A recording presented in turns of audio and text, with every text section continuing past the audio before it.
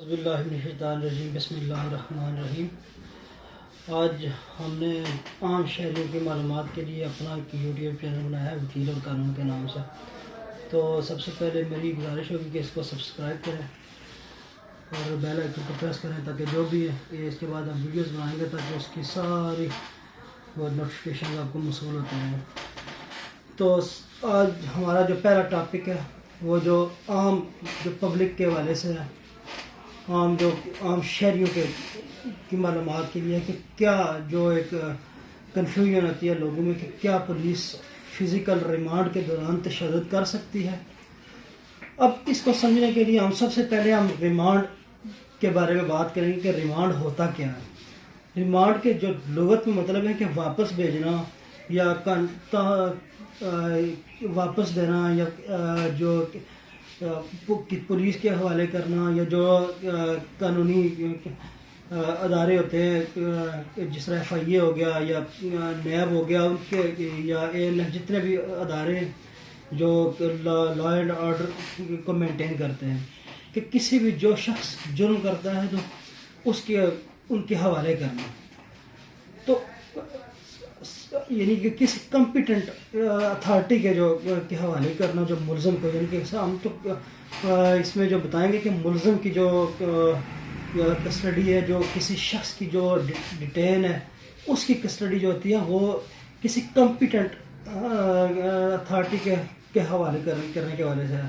Remand کا جو لفظ ہے وہ اکثر کسی مقدمہ کو واپس کسی ٹرائبیونل یا چھوٹی عدالت میں بھیجنے کے لیے بھی استعمال ہوتا ہے، لیکن ہم جس ریمانڈ پر بحث کر رہے ہیں وہ زیر حراست شخص کے تناظر میں ہے، یعنی کہ کوئی بندہ جو زیر حراست ہے تو اس کے ریمانڈ کی کیا ہوتا ہے اور اس کی کتنی اقسام ہے۔ تو سب سے پہلے ہم زیر حراست شخص کے ریمانڈ کی قسمیں بیان کریں گے کہ کتنی قسمیں ہوتی ہیں۔ اس کی 3 اقسام ہیں، ایک ہوتا ہے فزیکل ریمانڈ، ایک ہوتا ہے جوڈیشل ریمانڈ اور ایک ہوتا ہے ٹرانزٹ ریمانڈ یعنی رازداری ریمانڈ۔ فزیکل ریمانڈ یعنی جب کسی ملزم کو تفتیش کی غرض سے مجسٹریٹ کی طرف سے پولیس کے حوالے کیا جاتا ہے تو اس کو فزیکل ریمانڈ کہا جاتا ہے۔ اسی طرح جب تفتیش مکمل ہو جاتی ہے یا مزید انکوائری کے لیے یا تفتیش کے لیے ملزم کی جو حراست ہے وہ پولیس کو یا تفتیشی اداروں کو درکار نہیں ہے تو اس ملزم کو پھر جوڈیشل کسٹڈی میں جیل حکام کے حوالے کر دیا، اس کو جوڈیشل ریمانڈ کہتے ہیں۔ اور تیسرا ٹرانزٹ ریمانڈ یعنی کہ رازداری ریمانڈ، جب کسی ملزم کو کسی ایک عدالت یا کسی کی حدود سے دوسری عدالت، یعنی کہ کوئی فرق کیا کوئی جرم یا یہاں اسلام آباد میں بیٹھ کے کرتا ہے اور اس کی جو حراست ہے وہ کسی راولپنڈی کے اس کو چاہیے، تھانے کو چاہیے، اس کی مقامی حدود کی عدالت ہے ان کو چاہیے، تو وہ یہاں سے ملزم کو ٹرانسفر کرنے کے لیے سب سے پہلے یہاں سے رازداری ریمانڈ لیں گے، یا کسی صوبہ میں ٹرانسفر کرنے کے لیے سب سے پہلے مجسٹریٹ کے پاس پیش ہوں گے اور اس کا ٹرانزٹ ریمانڈ یعنی کہ رازداری ریمانڈ اس کا لیں گے۔ تو سب سے پہلے ہم فزیکل ریمانڈ کو ڈسکس کرتے ہیں کہ فزیکل ریمانڈ ہوتا کیا ہے۔ پولیس ریمانڈ یا اس کو پولیس ریمانڈ بھی کہتے ہیں اور جسمانی ریمانڈ بھی کہتے ہیں۔ اس کا مطلب یہ ہوتا ہے کہ ملزم کی جسمانی حراست پولیس یا تفتیشی کے حوالے کرنا۔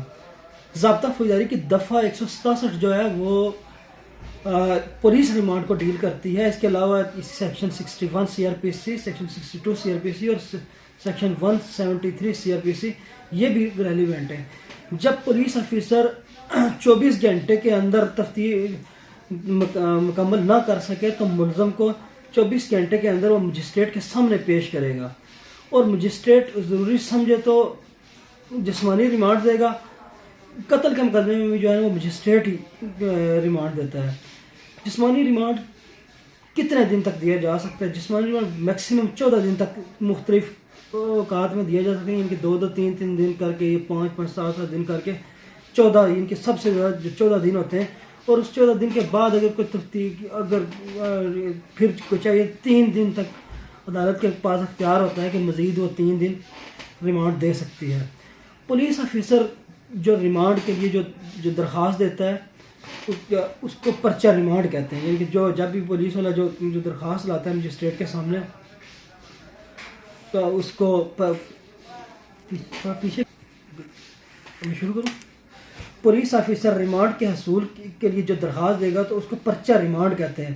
صرف مجسٹریٹ درجہ اول اور سیکشن 30 کا جو مجسٹریٹ ہوتا ہے وہی ریمانڈ دے سکتا ہے. اس کے علاوہ نہ تو سیشن کورٹ ریمانڈ دے سکتی ہے، نہ ہی ہائی کورٹ دے سکتی ہے، نہ ہی مجسٹریٹ درجہ اول درجہ دوم ریمانڈ دے سکتا ہے. جسمانی ریمانڈ کے دوران اکثر یہ لوگوں میں کنفیوژن پائی جاتی ہے کہ یہ غلط فہمی ہوتی ہے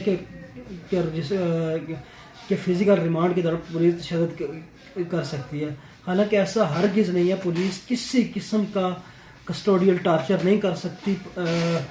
کسی قسم کی جب حراست کے دوران جب ملزم تھانے میں بند ہوگا یا تفتیشی کے پاس ہوگا تو وہ کسی قسم کا ایک تھپڑ تک نہیں مار سکتا. اگر وہ مارے گا، تھپڑ مارے گا یا تشدد کرے گا، یا تشدد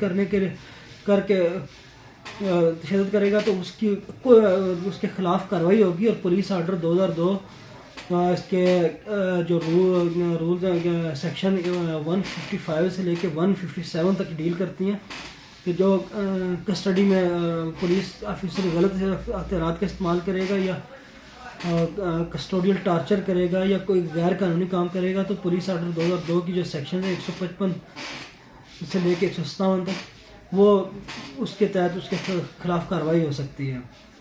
اس کے علاوہ پی پی سی میں بھی سیکشن 166 کی پی پی سی کے تحت بھی کارروائی ہو سکتی ہے. اب جوڈیشل ریمانڈ اور فزیکل ریمانڈ کے حوالے سے اعلیٰ عدالتوں نے کچھ فیصلے بھی کچھ اصول مرتب کیے ہوئے ہیں، فیصلے دیے ہوئے ہیں کہ کب جوڈیشل اور فزیکل ریمانڈ دیا جا سکتا ہے.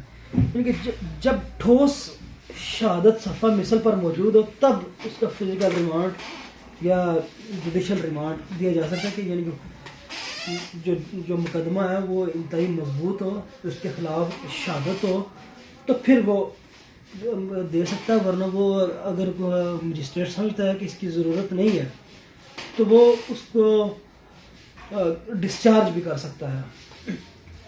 14 دن سے زیادہ کا ریمانڈ نہیں ہو سکتا. اور جب بھی ریمانڈ دے گا مجسٹریٹ تو اس کی کاپی سیشن جج کو بھیجے گا. اس کے علاوہ ملزم کا جسمانی ریمانڈ اسی صورت میں دیا جا سکتا ہے جب ملزم کی انکوائری کے لیے یا تفتیش کے لیے اس کی موجودگی پولیس آفیسر یا انویسٹیگیشن آفیسر کے پاس ضروری ہو.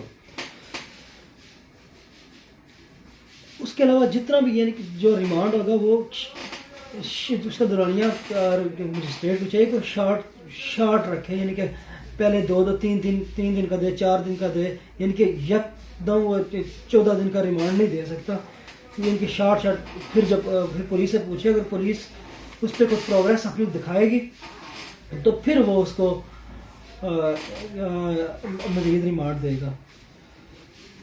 اگر ملزم کی پولیس کو کنفیشن کر لیتا ہے تو وہ اس کو پھر آگے مزید اس کا جسمانی ریمانڈ نہیں دیا جائے گا، اس کا فوری طور پہ جوڈیشل لاک اپ میں بھیج دیا جائے گا.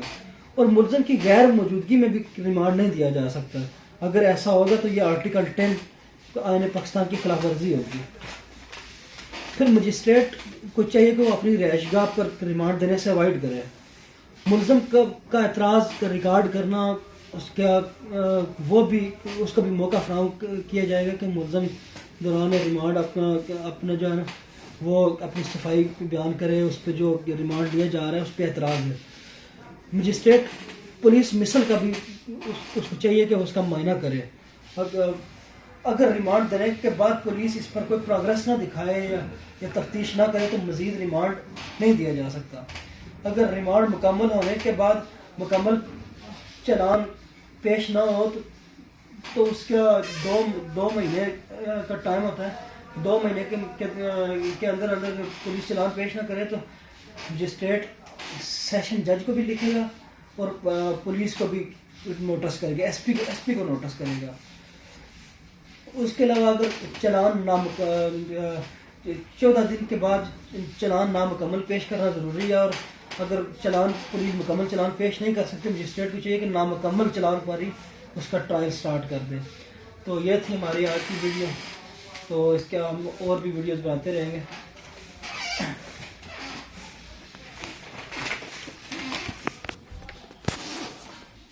کتنے بل کی بڑھیا